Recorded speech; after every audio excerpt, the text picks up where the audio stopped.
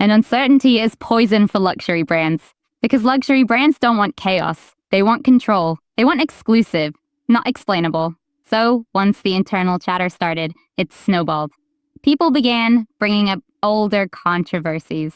And people began asking how product access was being managed. People began wondering if someone was pushing boundaries. And suddenly, that missing handbag wasn't a missing handbag anymore. It became a test. Who gets access?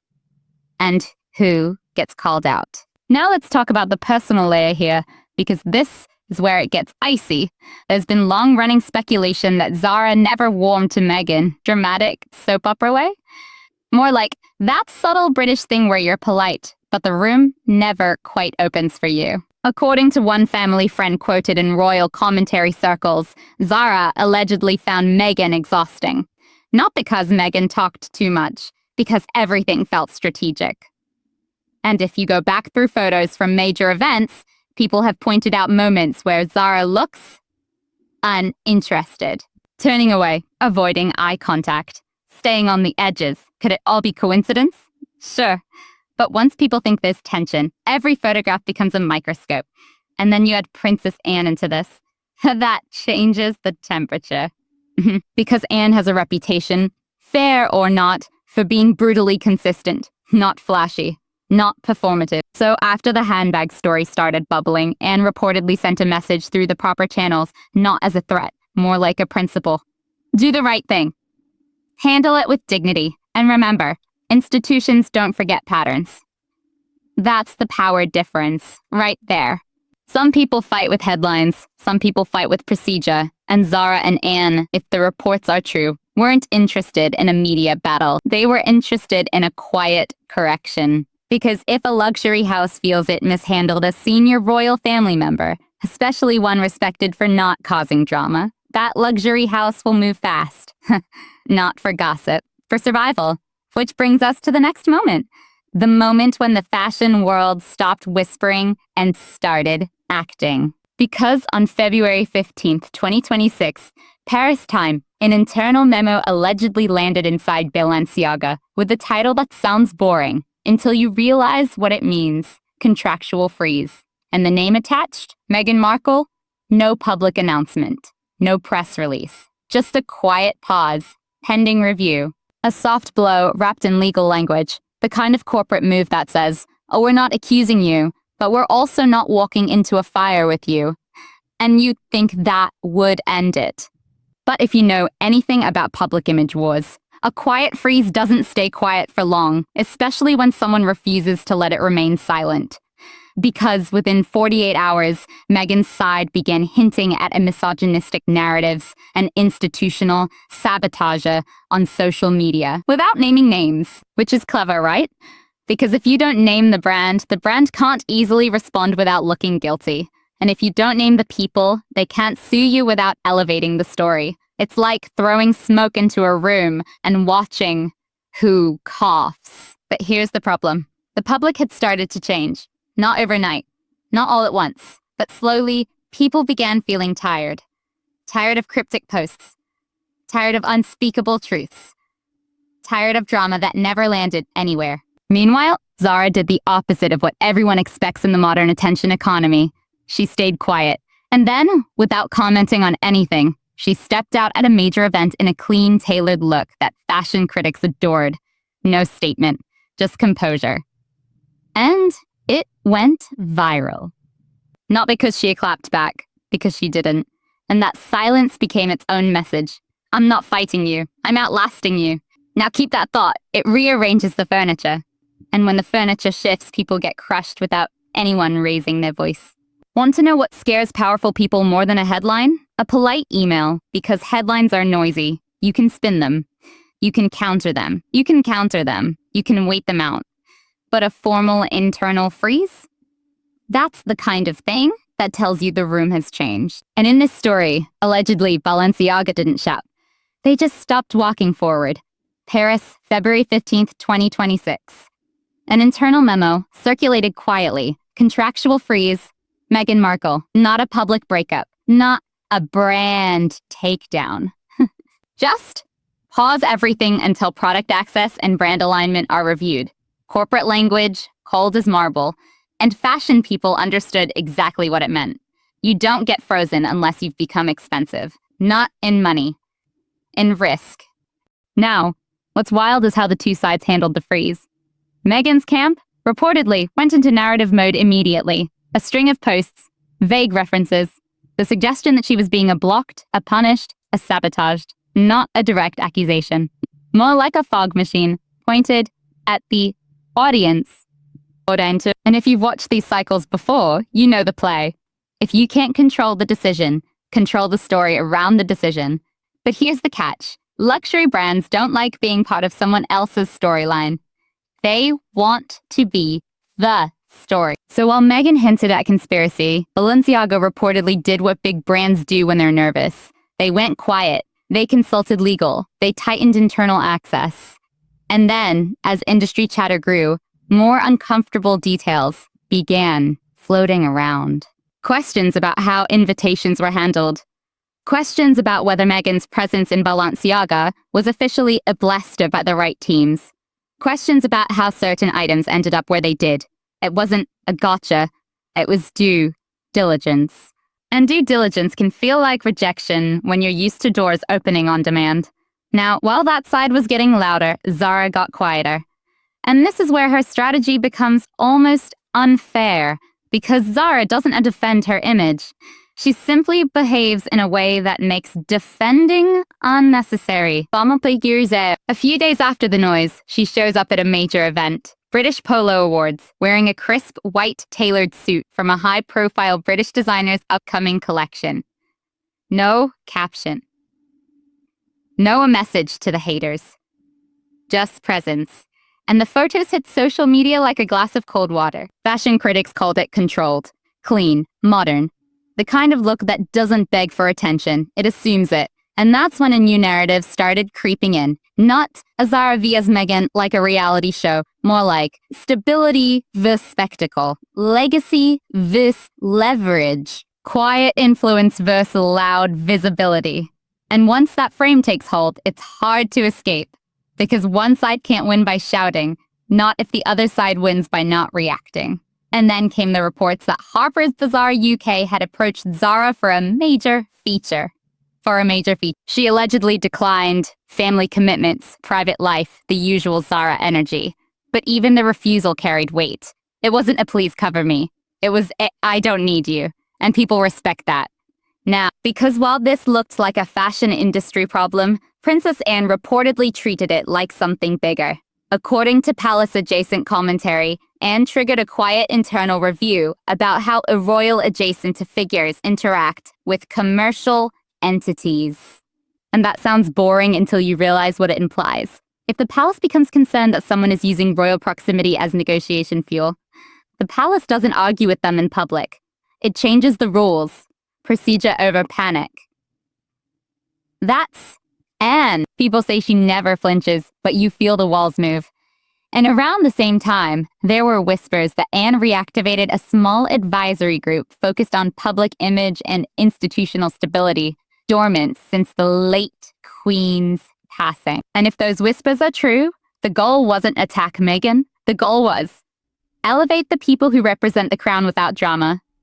In other words, while one person was trying to force relevance, the palace was quietly redistributing attention. And that's when you start seeing the subtle signals. Lady Louise seen leaving Zara's London place. Sophie, Duchess of Edinburgh, hosting family events with Zara and Louise. No cameras, no social posts. It wasn't about ganging up. It was about reinforcing the inner circle. A reminder to everyone watching, Zara isn't isolated, she's anchored. Meanwhile, Meghan, according to the same rumor stream, began searching for proximity elsewhere. The York sisters. Private dinners, a reconciliation vibes. But reports suggested the energy was different. One declined. The other stayed briefly and left quietly. Because by 2026, people near the monarchy understand something. You don't want to be dragged into a fight you didn't start. And here's where Catherine enters, like a ghost with perfect timing. At a major charity gala, February 12, 2026, Catherine appears in an ivory gown linked to royal archive history. No words, no comment. Just a visual that fashion historians read like a sentence. Continuity. Legacy. Side chosen, without saying aside. And when Catherine says nothing, it somehow sounds louder. Now, zoom out. Media coverage started shifting, not instantly, but noticeably. Outlets that once leaned soft toward Meghan began running more neutral or even critical pieces. Not a hate, more like skepticism. And skepticism is deadly when your brand depends on admiration. Zara, meanwhile, got praised for charity appearances, fundraising success, and showing up without theatrics. And then, allegedly, a leaked internal palace memo suggested something like institutional free balancing. If that's real, it's not gossip. It's a strategy note. Translation: certain figures are being positioned forward. Others are being positioned away.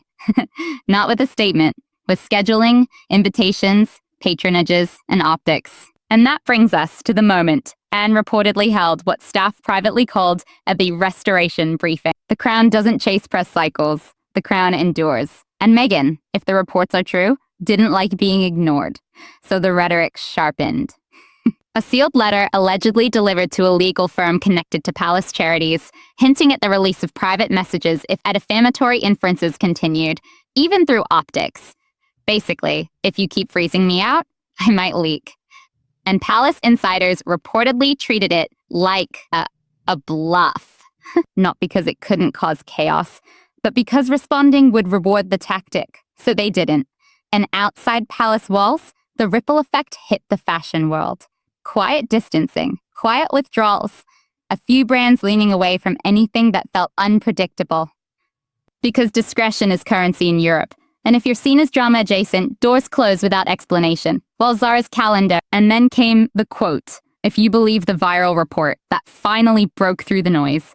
A journalist asked Zara if she'd seen Meghan's latest reel. Zara blinked once and said, some of us ride horses, some of us ride headlines. I prefer the former. It's devastating because it's not screaming. It's bored. And boredom is the ultimate dismissal. You lose allies. And once allies stop returning calls, that's when reinvention turns into panic. Here's the part nobody tells you about influence. It isn't just about how many people watch you. It's about how many people protect you. And protection doesn't come from followers. It comes from rooms you're allowed into. So when those rooms quietly decide you're too risky, you don't get an argument, you get space. And in late February 2026, according to multiple strands of commentary and rumor, Meghan began the room changing because her usual tools weren't working. The cryptic posts, less traction. The bigger, truthier hints, less patience. The glossy teasers, less excitement. Instead of fascination, people started responding with something far more dangerous, shrugs. And once the public shrugs, brands start calculating. Now, around this time, reports began circulating about pressure inside Meghan's organization. Archewell, low morale, resignations, projects not moving the way they were pitched. Again, none of this is publicly verified in full detail, and responsible storytelling means treating it carefully. But the pattern people noticed was this. When momentum stalls, the messaging gets louder. So Meghan reportedly pivoted hard wellness angles, empowerment angles, I'm building something bigger angles. But it landed oddly because the fashion incident had already colored the way people heard her. It wasn't afresh. It felt like scrambling. Meanwhile, Zara kept doing the most insulting thing possible to someone chasing attention. She stayed busy. Not a busy online, busy in real life. Charity work, equestrian programs, fundraisers, appearances that weren't flashy, but were meaningful. And the public ate it up. Clips of Zara helping a disabled child mount a pony at a charity event went viral. Not because it was staged, because it looked normal for her. And that's the magic. If your kindness feels natural, it becomes your brand without trying. Whereas if your kindness feels curated, people start counting the camera angles. And then came the deeper problem for Meghan. Once she appeared isolated, people stopped treating her like a force and started treating her like a headline generator. There's a difference. A headline generator can make noise, and noise is replaceable. Now, across the Atlantic, rumors began floating about increased scrutiny around charitable filings and financial transparency. If you've ever worked around nonprofits, you know what that kind of rumor does. It spooks donors. It spooks partners. It makes people epause our relationships. And epause is the polite word for I'm backing away. At the same time, commentary suggested Tyler Perry, often rumored as a supportive ally, was less willing to be publicly attached to ongoing drama. Whether that's true or not, the idea of it mattered because it fed the narrative Meghan is losing cover. And if you lose cover, you get exposed to something worse than tabloids: indifference from power. Then, reports emerged that Prince Harry had returned to the UK for private discussions. Legal, family, protocol, depending on which version you hear. And again, none of this needs to be treated as hard fact to understand the emotional impact. If Meghan is positioned alone while the royal family stays silent, it creates a visual. And visuals don't need proof. They just need repetition. Meghan's posts allegedly became more erratic in tone. One moment empowerment, next moment warnings about truths. And at some point, the threat stops feeling powerful and starts feeling desperate. A former aide was quoted in commentary circles with a line like, "She used exposure as a sword and shield. But the room isn't afraid anymore." And that might be the truest part of this whole saga, because early on, people feared the chaos. They feared backlash. They feared being labeled villains. But over time, again, allegedly, brands and institutions began realizing something. If you don't react, the storm burns itself out. And the palace, guided by Anne's approach, was built for exactly that. Then came the podcast moment.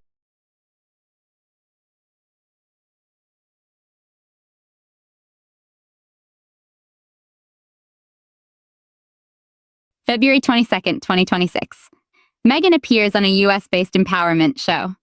Title varies depending on who tells it. The teaser clip made the rounds. Meghan says something like, "Silence isn't elegance. Sometimes it's complicity." And you can feel what she's trying to do. She's trying to reframe the silence of royal women as weakness, as fear, as suppression. But the public response wasn't outrage. It was side-eye, because Zara's silence didn't look like fear. It looked like discipline. And discipline is hard to mock when people secretly crave it. Then whispers surfaced that the podcast producers had issues, rewrites, editorial control demands, unusual conditions, could be exaggerated, could be rumor. But again, the pattern mattered. If you keep needing to control the edit, people start wondering what happens when you don't get to. Meanwhile, Zara's reputation was growing almost accidentally. Fashion blogs began calling her the face of aristocratic, quiet luxury. TikTok creators broke down her wardrobe like it was a masterclass, tailoring heirloom jewelry, minimal messaging. And Zara's team reportedly posted one line in response to a fan asking how she stays calm. "I grew up in a house where horses had more tantrums than humans." It's funny, but it's also a flex, because it says, "I've seen chaos. I don't live in it." And that brings us to the most dramatic rumor of all. That Princess Anne wrote Meghan a private letter. Late February curried quietly with a tone described as composed and direct. If true, it wasn't a threat. It wasn't an olive branch. It was a reminder: legacy isn't built in the spotlight. It's built in how you hold yourself when you're not being clapped for. And allegedly, Meghan never responded. Not with a public destruction, but with two opposite broadcasts. One woman tries to control the story. The other woman becomes the story history keeps if you want a clean ending. You won't like this. Because this story doesn't end with a courtroom slam or a microphone drop. It ends with something quieter, and honestly, more brutal. The world simply turns its attention elsewhere. Late February 2026, on one side of the Atlantic, Meghan reportedly prepares a major live broadcast. High production, dramatic framing, a title that practically begs for headlines. Something like, "The Cost of Silence," black and white footage, carefully lit set, designer suit. And a message designed to land like a moral verdict. A silence isn't peace. It's permission, still no names, but everyone knows who she's aiming at. The monarchy, the women who didn't defend her, the institution that refuses to fight back publicly. It's a classic strategy. If you can't force them to speak, accuse them of cowardice for not speaking. And for a moment, it works because it always works for a moment. 500,000 people tune in, clips spread, commentators argue, supporters applaud. But then something happens. Within 24 hours, the broadcast is eclipsed, not by another Meghan clip, by a completely different kind of message. Because in London, again, according to rumor and Royal Watch commentary, the Royal Archives unveil a new exhibition at Windsor, Service in Motion. No drama, no sponsor logo, no influencer rollout, just impact, Princess Anne, the late Queen, Zara, letters from young people mentored through sport, video clips from hospital visits, objects that tell a story without a voiceover, and near the end, a quote attributed to Anne appears, simple, sharp. Some talk of legacy, others ride it out.